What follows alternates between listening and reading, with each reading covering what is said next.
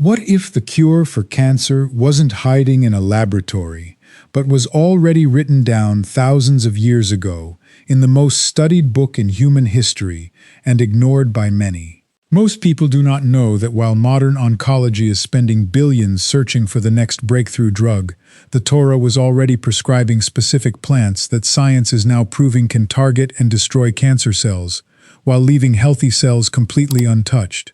These aren't folk remedies. They aren't old wives' tales. They are botanicals with documented mechanisms of action, peer-reviewed clinical research, and published studies from institutions like the NIH and Memorial Sloan Kettering Cancer Center, one of the most respected cancer hospitals on Earth.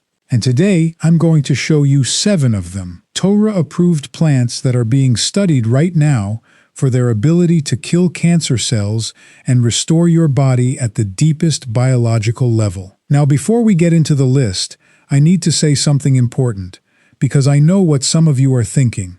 Plants killing cancer cells? That sounds like something someone sells at a market stall. I understand the skepticism, and I want to address it head-on. These aren't just spiritual symbols passed down through religious tradition. They are pharmacologically active compounds with real, measurable, clinically studied mechanisms. We're talking about compounds that alter the BAX-BCL2 ratio in tumor cells, compounds that inhibit DNA topoisomerases, the very enzymes cancer cells depend on to replicate, compounds that trigger something called apoptosis, a process where a cancer cell essentially receives a signal to self-destruct.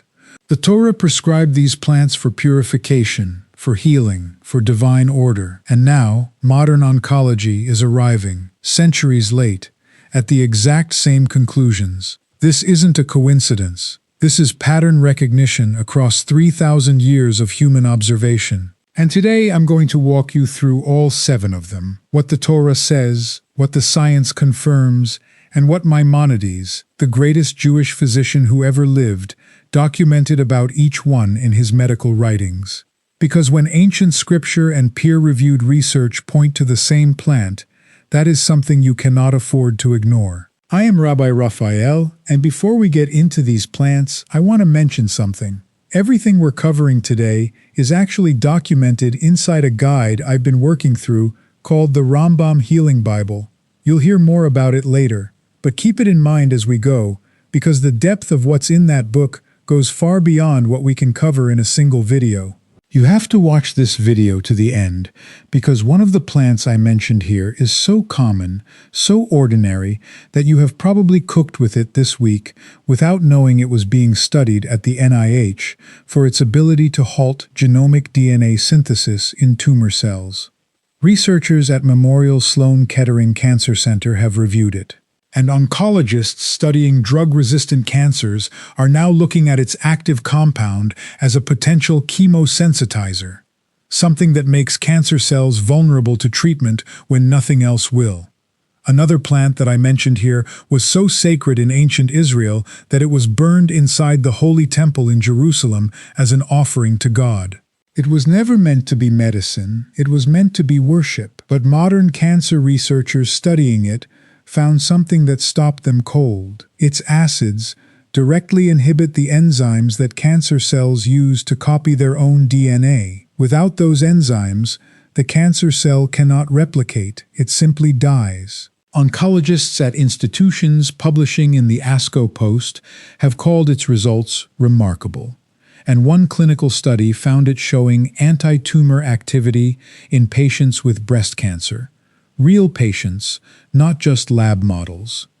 You are going to want to stay until the very end for that one. Because the story of how a temple incense offering became one of the most exciting compounds in integrative oncology is one of the most extraordinary things I have ever researched for this channel. Before we go further, hit that subscribe button right now and ring the bell, because what we're covering today is just the beginning, and you do not want to miss what's coming next. All right, let's get into it. Here are the 7 Torah-approved plants that kill cancer cells and heal your body, starting with extraordinary and building all the way to the one that stunned the oncology world.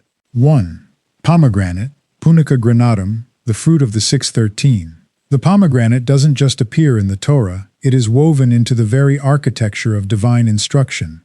According to Jewish tradition, the pomegranate contains 613 seeds, one for every commandment given at Sinai. King Solomon had them carved into the pillars of the temple. Moses described the promised land by its pomegranates. This was not decoration. In the ancient world, you did not carve a fruit into sacred stone unless that fruit meant something far beyond its flavor. And here's what modern science says.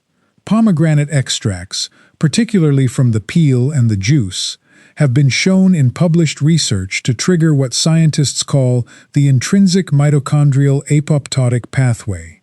In plain language, they send a signal directly into the cancer cell's powerhouse, cause it to lose membrane potential, generate an oxidative surge, and activate what are called executioner caspases, the cell's own internal demolition crew.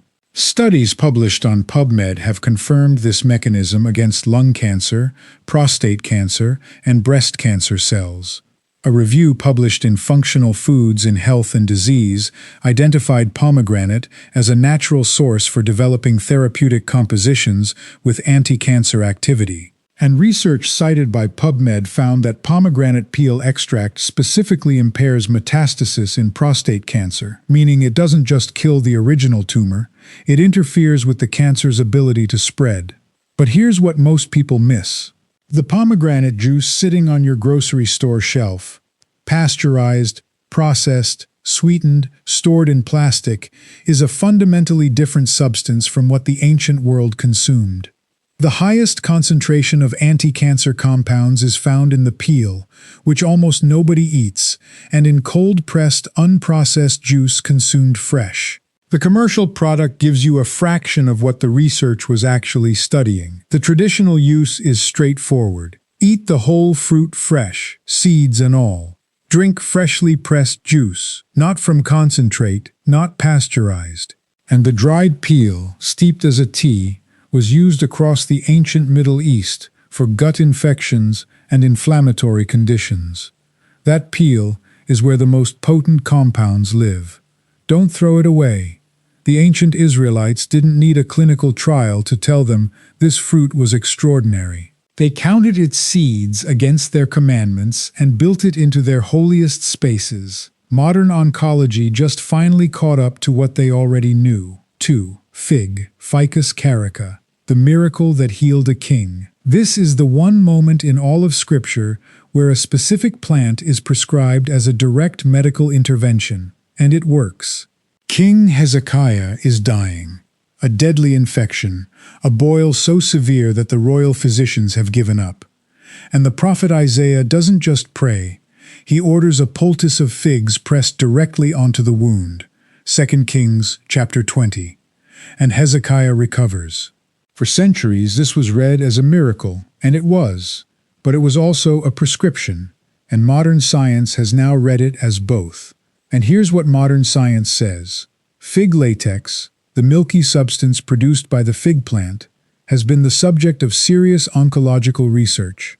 A study published on PubMed found that fig fruit latex inhibits the growth of non-small cell lung cancer by regulating what scientists call the caspase/gasdermin, AKT signaling pathway, triggering a form of programmed cell death called pyroptosis, where the cancer cell membrane is literally perforated and destroyed from within.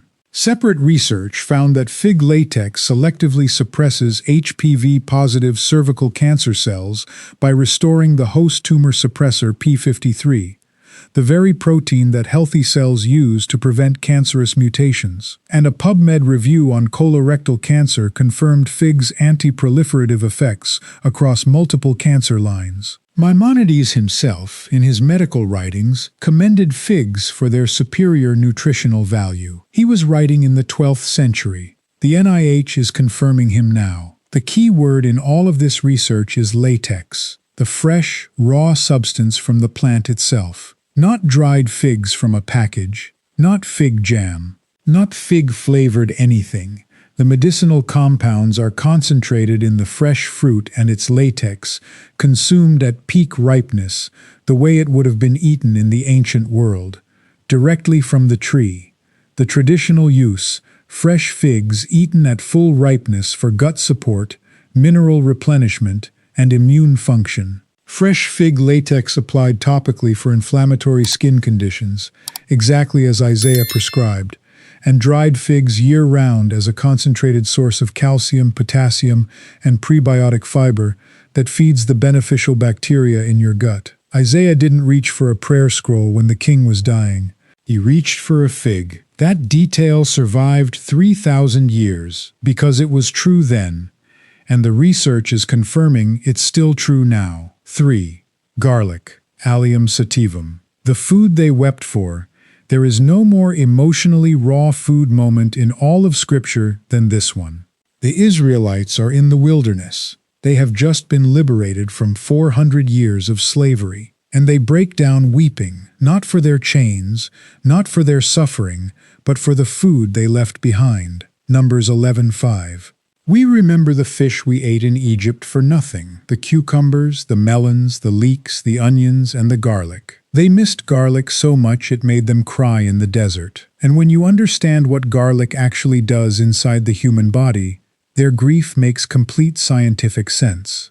And here's what modern science says. Garlic contains organosulfur compounds, most notably allicin and a compound called SAMP, that have been shown in peer-reviewed research to directly attack cancer cells through multiple mechanisms simultaneously. A study published on PubMed found that crude garlic extract induces caspase-3 gene expression in human colon cancer cells, triggering the internal demolition sequence that ends in cancer cell death. Separate PubMed research showed that SAMPs causes microtubule depolymerization in colon cancer cells, essentially dismantling the internal scaffolding the cancer cell needs to divide.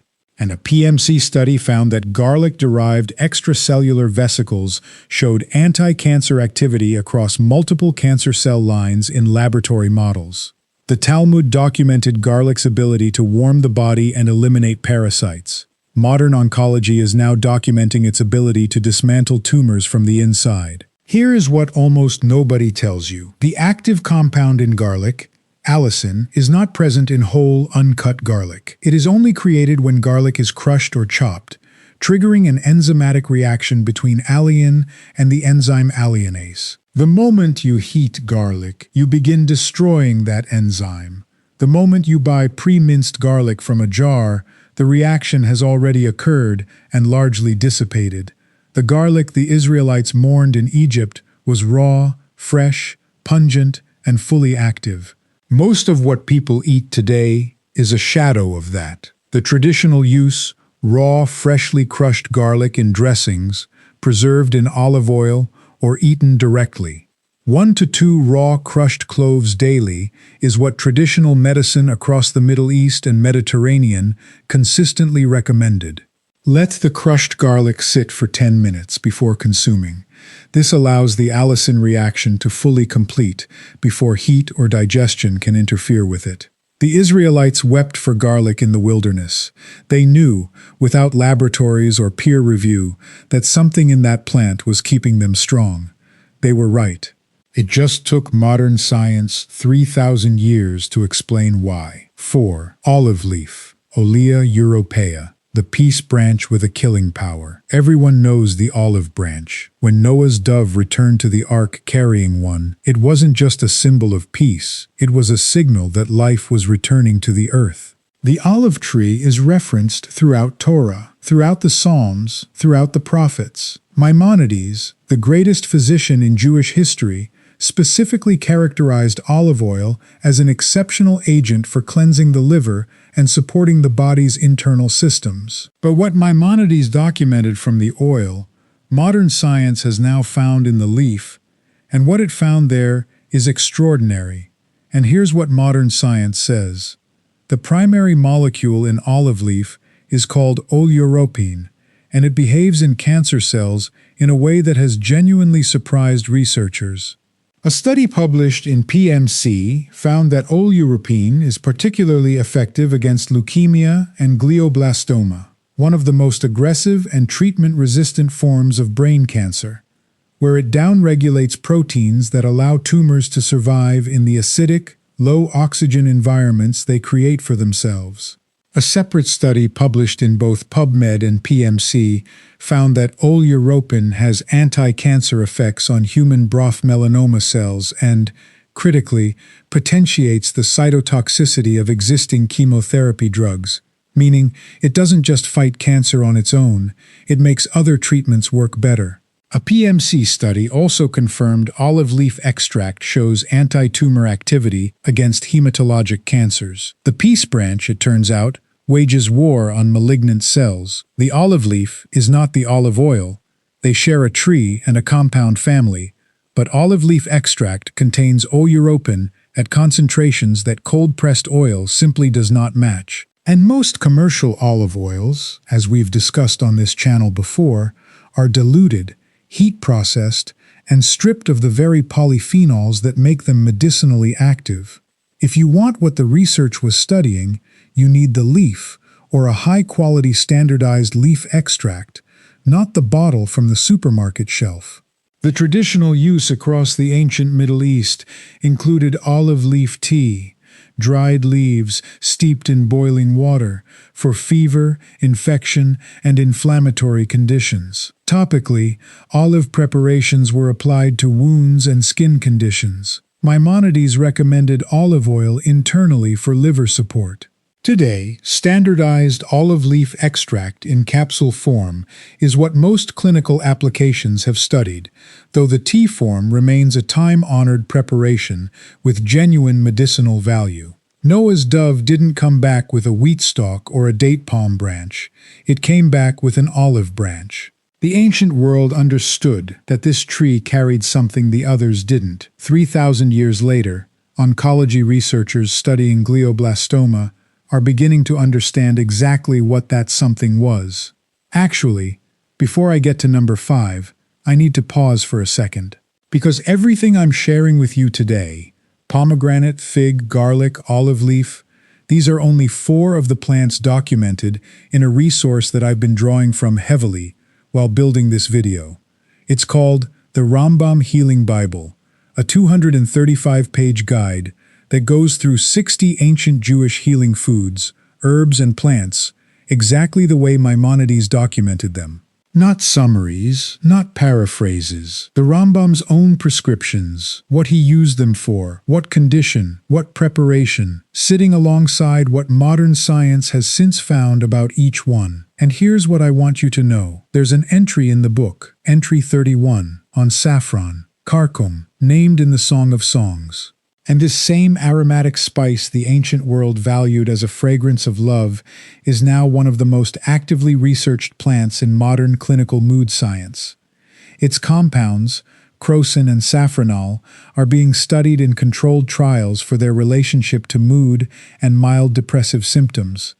The sages used it to gladden the spirit. Researchers are now testing whether they were right. That's one entry, out of 60. The book also includes a complete conditions index. You can look up joint pain, blood sugar, heart health, gut healing, immune support, and it takes you directly to the relevant plants and preparations in under 2 minutes. It comes with lifetime access to a private membership community called the Rambam's Inner Circle, where I share weekly healing insights. 1 payment. Lifetime access. The link is in the description, pinned comment below, or scan the QR code on your screen right now. 5. Black cumin, Nigella sativa, the seed of blessing that stops cancer cold. The prophet Isaiah names it directly. Chapter 28. He describes the farmer carefully harvesting ketsa, the black seed, with precision and intention, because it is too valuable to thresh carelessly. Jewish tradition has long referred to Nigella sativa as the seed of blessing. It was found in the tomb of Tutankhamun. It has been used across the ancient Middle East for over 3,000 years. And it is the plant that, as I teased at the beginning of this video, Memorial Sloan Kettering Cancer Center has reviewed, that the NIH has published research on, and that oncologists studying drug-resistant tumors are now examining as a potential chemosensitizer. And here's what modern science says. The active compound in black cumin is called thymoquinone, TQ for short. And what TQ does to cancer cells is precise, targeted, and documented across multiple published studies. Research published in PMC by the NIH found that thymoquinone stops the cell cycle and directly inhibits genomic DNA synthesis in tumor cells, meaning the cancer cell cannot copy its own genetic material and therefore cannot divide. It induces mitochondrial-mediated apoptosis across liver, renal, and pancreatic cancer lines. A review published in MDPI documented black cumin's chemosensitizing effects, its ability to make cancer cells more vulnerable to existing treatments. And research published in the Biomedical Journal of Scientific and Technical Research found evidence that it can stop cancer metastasis, the process by which cancer spreads from its original site to colonize the rest of the body.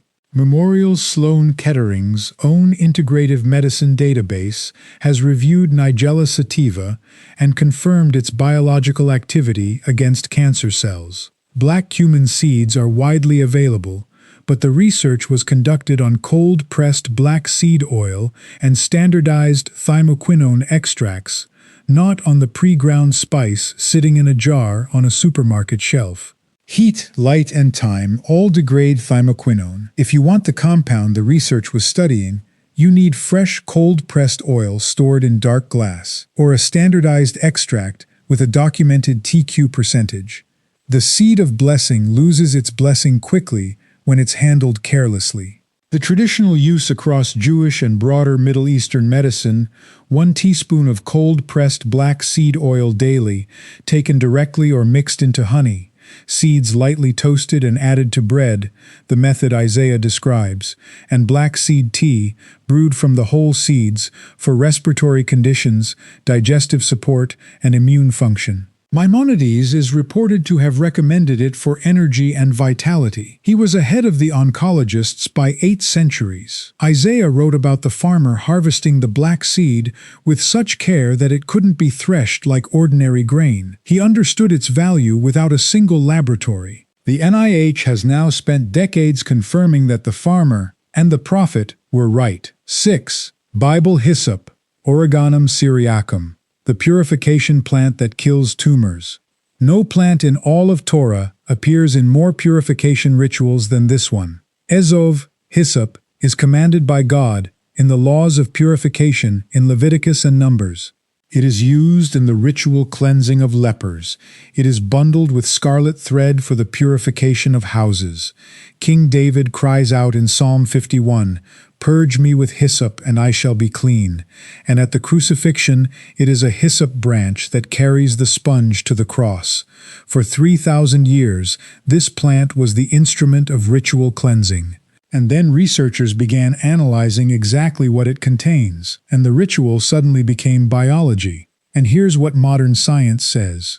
Oreganum syriacum, identified by scholars as the most likely botanical candidate for biblical Ezov, has been the subject of serious oncological research in recent years. A study published on PubMed in 2025 found that Oreganum syriacum induces apoptosis in lung cancer cells by altering the ratio of BAX to BCL2, the molecular switch that determines whether a cell lives or dies. Tip that ratio toward BAX, and the cancer cell receives its termination signal. A separate PubMed study found that its ethanolic extract exhibits potent anti-breast cancer potential, particularly against aggressive cell lines, and research published on PubMed found it attenuates, reduces, and weakens the malignant phenotype of MDA-MB231 cells. That cell line is triple-negative breast cancer, the most aggressive, most treatment-resistant subtype of breast cancer that exists. The purification plant is going after the hardest target in oncology. What is sold as hyssop in most Western herb markets is often Hyssopus officinalis, a completely different plant from the biblical Oreganum syriacum. The research we just discussed was conducted on Syrian marjoram, the true biblical hyssop of the Levant. If you want the plant that Torah prescribed and that researchers are now studying for triple-negative breast cancer, you need to be specific about what you're sourcing. The name on the jar is not enough. The traditional use, hyssop tea brewed from the dried leaves for respiratory infections, coughs, and bronchitis. Its expectorant and antimicrobial properties made it the standard treatment for lung conditions across the ancient Middle East. Fresh or dried leaves used in cooking as an aromatic herb, similar to oregano, which it closely resembles. And the ancient ritual use, bundles of hyssop used to sprinkle purifying water, now makes functional sense. You were applying a genuine broad-spectrum antimicrobial to surfaces, persons, and objects after disease. God's instructions were sanitation science 3,000 years before germ theory. David didn't ask to be washed. He didn't ask to be scrubbed. He asked to be purged with hyssop, a plant so specific, so intentional in its selection, that modern oncologists studying triple-negative breast cancer are now growing it in laboratory conditions to understand what it does to the hardest cancer cells we know. The psalmist knew something. Science is still catching up. 7. Frankincense, Boswellia species. The temple offering that stunned oncologists. And here we are at number 7, the one I saved for last, because this may be the most extraordinary story on this entire list. Levana, frankincense.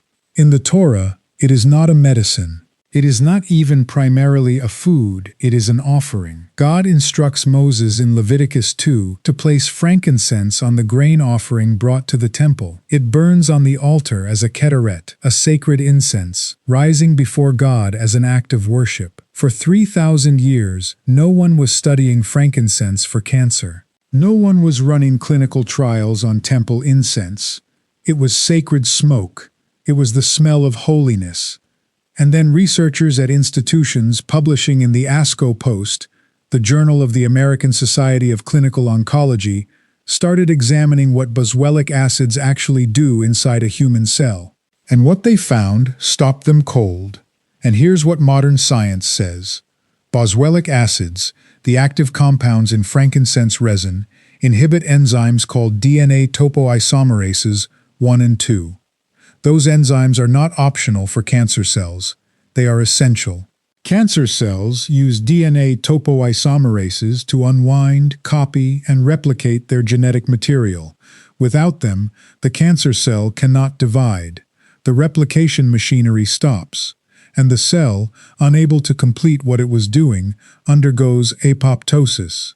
It dies. Research reviewed by the ASCO Post confirmed this mechanism and found that boswellic acids also suppress tumor angiogenesis. They deprive tumors of the blood vessel network they need to grow and sustain themselves. Memorial Sloan Kettering Cancer Center's Integrative Medicine database has reviewed frankincense and documented its biological anti-tumor activity. And this is the one I told you about at the beginning.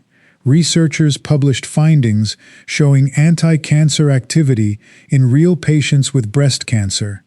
Not just cell lines, not just mouse models, human patients. Published in eCancer, a peer-reviewed oncology journal. Frankincense is not the incense stick burning in a gift shop. It is not the scented candle marketed as frankincense fragrance. True Boswellia resin, the kind the research was conducted on, comes from specific species, including Boswellia sacra and Boswellia serrata, harvested from trees in Oman, Somalia, and India. The resin itself, or a standardized Boswellia extract with a documented boswellic acid percentage, is what the science studied. Fragrance products contain none of the compounds we just discussed. What was burned in the temple was the real resin, pure, undiluted, harvested with care. That is what you need to source if you want what the research was actually testing. The traditional use beyond the temple, Boswellia resin has been used in Ayurvedic and traditional Middle Eastern medicine for centuries for inflammatory joint conditions, asthma, and inflammatory bowel disease. Its mechanism, inhibition of the 5-LOX enzyme, targets the inflammatory pathway that synthetic drugs like ibuprofen cannot reach. without causing the gastric damage that comes with long-term NSAID use. Standardized Boswellia extract, 300 to 400 milligrams of the concentrated resin, is how most modern clinical applications have been studied. The raw resin can also be chewed directly, a practice still common in parts of the Middle East today. The priests who burned frankincense in the temple were not thinking about DNA topoisomerases, they were thinking about God. But somehow, the plant that was chosen for the holiest act in ancient Israelite worship turned out to contain compounds that interfere with the most fundamental mechanism of cancer cell survival. That is not a coincidence that science can easily explain, and it is not one that faith needs to. If you've made it this far into this video, I want to say something to you directly, because the person who watched this far is not the average viewer. The average person clicked away after the first 2 minutes. You stayed. You sat through the Bax BCL-2 ratios, the DNA topoisomerase inhibition, the peer-reviewed journals. You did that because something in you already knew, before I said a word, that the relationship between ancient scripture and your body's biology was real. You were right. And now I'm going to tell you the single thing that most people who learn what you just learned still walk away without. They hear about these 7 plants. They maybe look up 1 or 2 of them. They buy some pomegranate juice from a grocery store shelf, the pasteurized, sweetened kind, which, as I mentioned, contains a fraction of the compounds the research was actually studying, and 6 weeks later, they've forgotten they were ever curious about this at all. Not because they didn't care, because they didn't have the system. The Rambam Healing Bible is the system. It's a complete guide built around 60 ancient Jewish healing foods, herbs, and plants, every single one documented with its source in Torah or Talmud, what Maimonides specifically prescribed it for, what the modern science says, and exactly how to prepare and use it today. Organized by condition: inflammation and joint pain, heart health, blood sugar, gut healing, immune support, skin and aging, cancer-supportive nutrition, mental clarity, sleep, so you can find your answer in under 2 minutes, not scattered across a dozen browser tabs, not buried in a research paper behind a paywall, right there in your hands. And it comes with something I think is worth more than the guide itself: lifetime access to a private membership community, the Rambam's Inner Circle, where I share new wisdom weekly, not a static product, a living tradition. Every week that passes, the people inside are getting new entries, new preparations, new insight. What's the cost of not having this information for the next 10 years of your health? That's the question, not the price of the book, the cost of not having it. Grab it now, link in the description, pinned comment below, or scan the QR code on your screen right now, before you close this tab, and let this become another thing you meant to do. Don't let that be you. And here we are at the moment I've been building toward since the beginning of this video. We've looked at 7 plants, 7 botanicals that Torah prescribed, that Maimonides documented, and that modern oncology is now studying with serious clinical intent. And each one of them, pomegranate, fig, garlic, olive leaf, black cumin, hyssop, frankincense, has its own peer-reviewed research, its own mechanism of action, its own documented pathway for targeting cancer cells. But here is what I haven't told you yet, and this is the part that stopped me completely when I was researching this video. Maimonides, Rabbi Moses ben Maimon, physician to the Sultan of Egypt, the greatest Jewish medical mind of the medieval world, didn't just document these plants individually.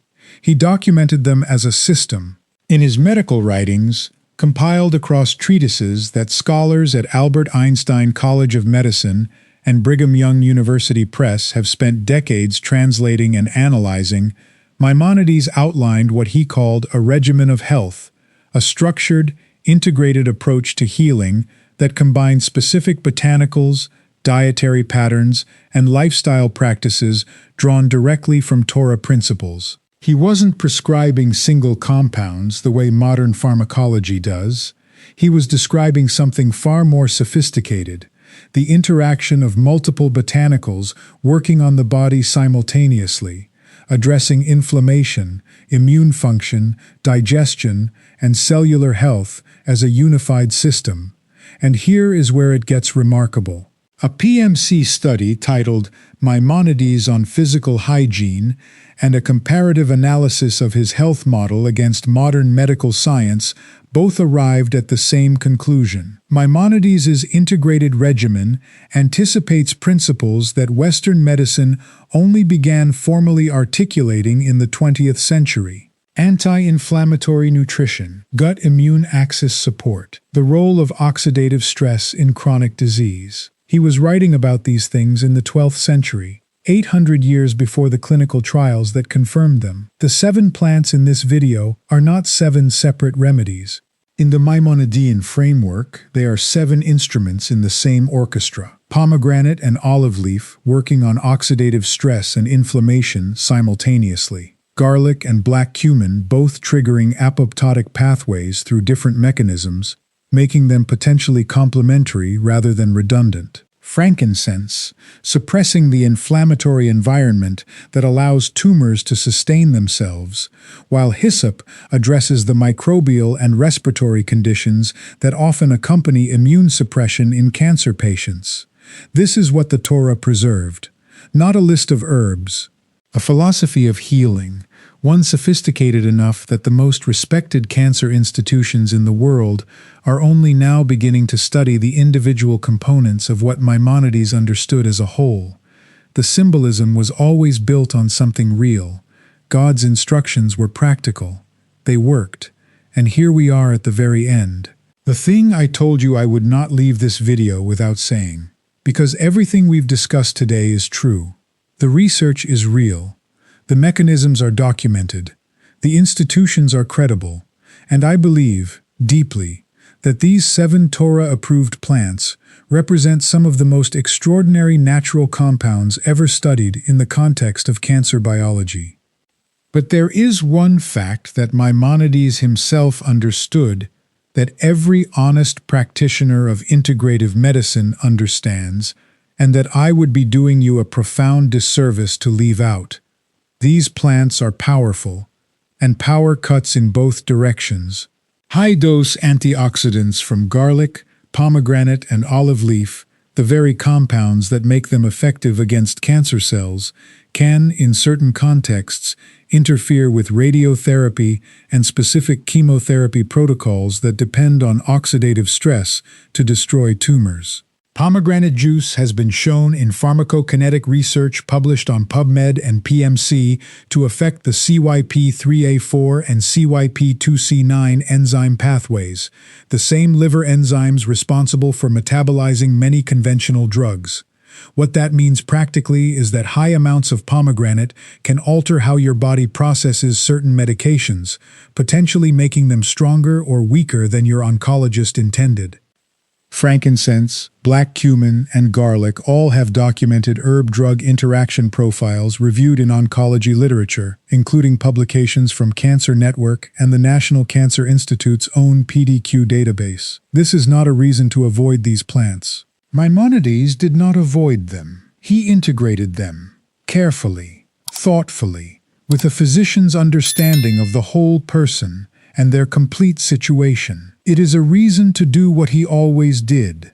Consult someone who understands both the ancient wisdom and the modern treatment. An integrative oncologist, a physician familiar with botanical medicine, someone who can look at your specific situation, your diagnosis, your treatment protocol, your body, and help you use these plants the way they were always meant to be used, not as a replacement for care. As an extension of it. The Torah never asked us to choose between wisdom and medicine. It asked us to pursue healing with everything we have, with knowledge, with faith, and with the humility to know that both ancient scripture and modern science are pointing us toward the same truth. These 7 plants are part of that truth. Use them wisely. Let me say it one more time because I want it to land. Pomegranate triggers the mitochondrial death sequence in cancer cells. Fig latex perforates tumor membranes through pyroptosis. Garlic dismantles the scaffolding cancer cells need to divide. Olive leaf makes existing chemotherapy work better. Black cumin stops cancer DNA from copying itself. Hyssop attacks triple-negative breast cancer, the kind oncologists call untreatable. And frankincense cuts off the enzyme that cancer cells need to replicate their genome. The Torah prescribed every single one of them. Maimonides documented every single one of them. And modern oncology is spending billions of research dollars confirming every single one of them. The book was right. It just didn't explain the mechanism, because the mechanism wasn't the point. The healing was the point. The wholeness was the point. Before I let you go, and I mean this, please read the research yourself. I have linked every study we cited today directly in the description below. PubMed, PMC, the ASCO Post, Memorial Sloan Kettering's Integrative Medicine Database. The peer-reviewed journals. You don't have to take my word for any of it. The science is there. Go read it. And if this video changed the way you see the relationship between Torah wisdom and modern healing, drop a comment below and tell me which plant surprised you most. Was it the temple incense that inhibits cancer DNA replication? The purification herb going after triple-negative breast cancer? Or the fruit of the 613 commandments triggering tumor cell death through the mitochondrial pathway? I read every single comment. If you haven't subscribed yet, hit that button now and ring the bell. Every day on this channel, we go deeper into the intersection of ancient Jewish wisdom and modern science, because this conversation is just getting started, and where we're going next, you will not want to miss. Refuah Shlema, a complete healing. See you in the next one.